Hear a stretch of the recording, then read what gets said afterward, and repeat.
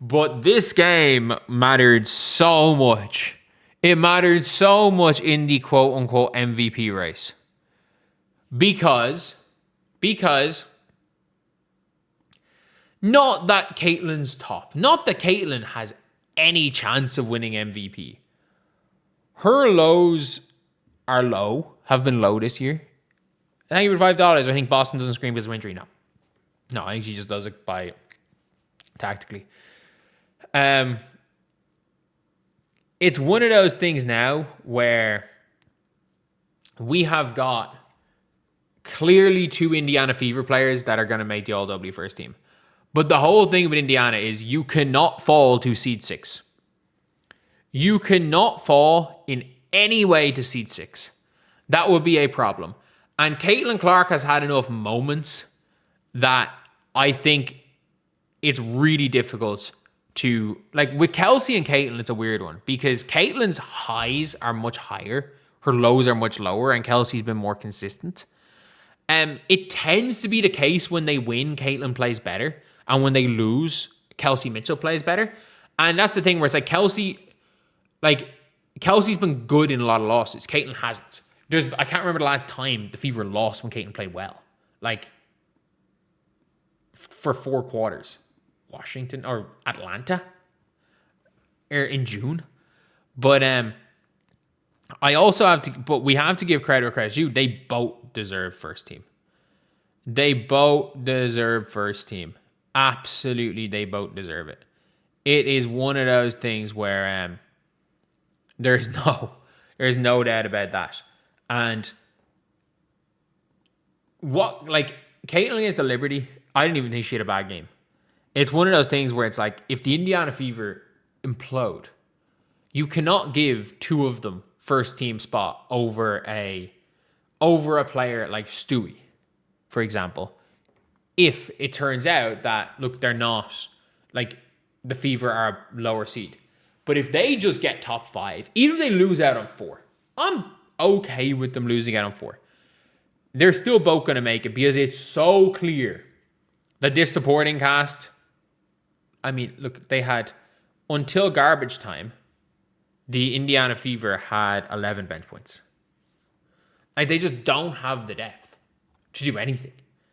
And when it comes down to it, like, Caitlin Clark is that level player.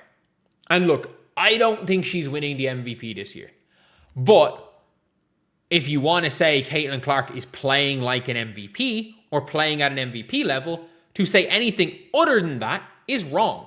She's clearly playing at an MVP level. Like, there's a big difference between playing at an MVP level and being the MVP. And I think we can be real here. It's really difficult to win the MVP when you've missed 4 games and you've had 5 games on minutes restrictions. That being said, again, the fact that has happened and Caitlin Clark's averages in those games, like Caitlin in those couple of minutes restriction games where she's had 5 where she's played sub 20, she's averaging like single digit points or like barely double digit points. And that is one of those scary things, is like the Indiana Fever are straight up one of the most fun teams to watch again. And it's mostly because of these 2 right here. Kelsey Mitchell doing her thing. She's like, there's 2 versions of Kelsey. There's Allen Iverson Kelsey, and there's, I don't even know how to describe, and there's Steph Kelsey. Like, a lot of people talk about, who's the best player to describe Kelsey when she's an off-ball player? When she's mostly being an off-ball player? What's the best player to describe? Like, I think Kelsey Mitchell, when she's off the ball, is more Steph Curry than Caitlin Clark is Steph Curry. That being said, like, when Caitlin runs the show, this team can be so fun to watch. When Caitlin is in that flow state, you don't win. Like, it's as simple as that. This is the reason why the Fever are so dangerous. Is because, look, the Indiana Fever, it's neck and neck. This game here, it is a 58-58. It's 58-58 with 7 minutes to go in the quarter. 11-0 run in 2 minutes. And then, again, they make it a 13-point game. The Sky start hitting shots. The Sky come into the fourth, and it is a 6-point game. The Indiana Fever win by 23. They win the fourth quarter by 17. This game got, it was, again, 84-77 with 8:44 to go. It was 99-82. 84-77. 15-5 run. They went on those runs. The Indiana Fever, when Caitlin is cooking, because when Caitlin cooks, everyone eats. KK gets her open layups. Kelsey drops her 30. When it is Kelsey hoops, and the worst part is Kelsey can get 30 no matter what. She's that good. She's that good as a scorer. And we're now looking at Caitlin Clark not play her way into real MVP conversations because, let's be real, there's been enough external factors. There's been 2 major fourth-quarter meltdowns, and everyone watches these games. There has been a couple of games where you're just like, oh, maybe not. She's been injured a little bit. She's had the Sparks game, the Wings game just there a few games ago, where you're just like, she's had enough lows where you're like, it's really hard to win MVP with Angel Wilson and Olivia Miles in that scenario. But Caitlin Clark is good enough and playing well enough that if you think Caitlin Clark is the best player in the world, there's a legitimate argument. She's like a mixture between Tyrese Halliburton and Luka Doncic. She's like body bumping floaters like Luka, shooting step back threes like she's freaking Luka from doing it from Steph Curry range. She's like the best example I can give for Caitlin Clark is she's Chino Hills Lonzo Ball. Like if you guys know about Chino Hills UCLA Lonzo Ball, there was a reason he was that hype. She was what people thought Lonzo Ball was going to be. She was the fucking Mike Korzemba, Steph Curry with 40-inch vertical Lonzo. That is what Caitlin Clark is. That's my best comparison.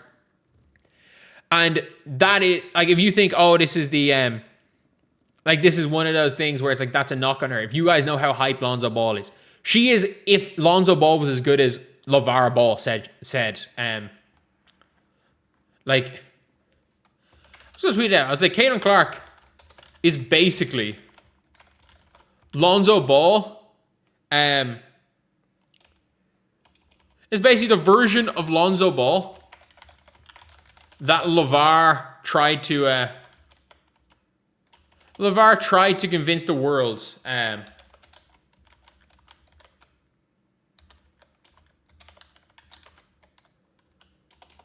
Like that's basically what he is. He was basically trying to convince us he was.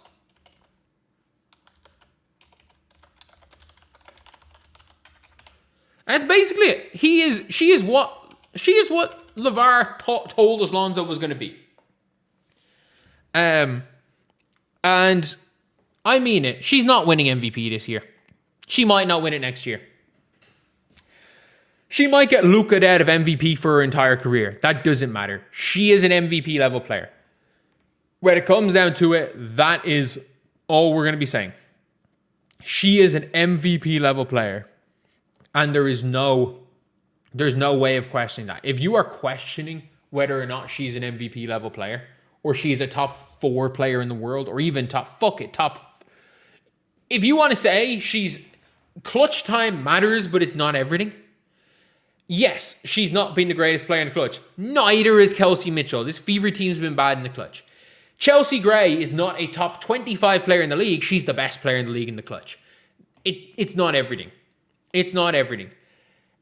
Outside of, and the way she plays doesn't bode well for the clutch when the whole game slows down and one bucket counts. Like, that's not her A game.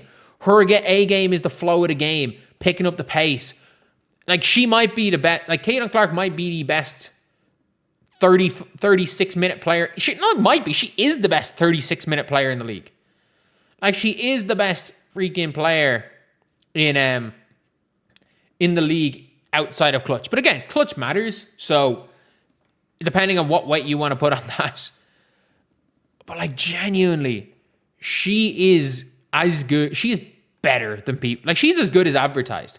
She's coming in a real year 2 because she was hurt all last year. She was hurt in preseason. In her real second year, being arguably the best player in this league. She is absolutely as good as advertised coming out of college. And we still have people trying to say she's a fucking bust. We've still got that dumbass Whitlock trying to say she's Tim Tebow. That man wasn't even an NFL player. He tried to be a tight end.